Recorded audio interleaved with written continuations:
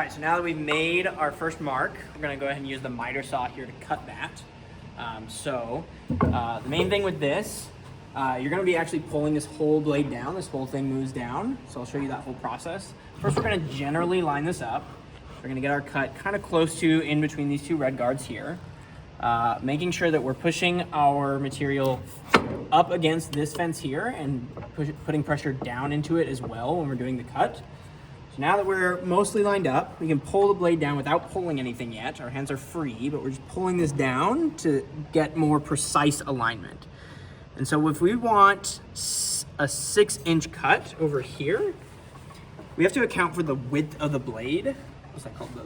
The kerf? Yeah. The kerf of the blade. And so we want our cut to actually be right at the edge of this blade. So if you look over here now, this edge of this blade is gonna cut right along the line. And so when I cut down, that edge will be right where that line is. And so this will be the resultant 6 inches.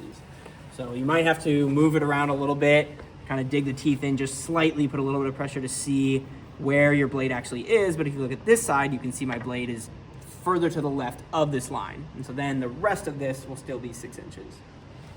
So then once I've got that locked in, I'm gonna get all my safety equipment ready. And when I do this cut, I'm gonna make sure again that I'm pressing both down and into the fence. So I'm kind of pushing into the material here. In order to make this cut, you will need to pull two different things. This you will need to slide to the left or the right. It doesn't matter how you do that. You can use a thumb, push on the inside, push on the outside over here.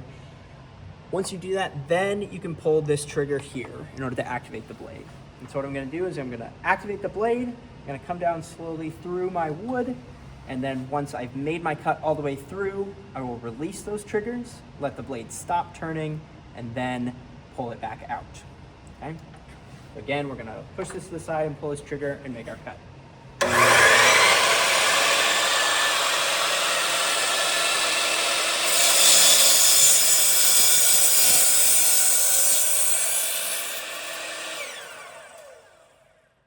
Waiting for that to stop completely, pulling that out, and we have our cut.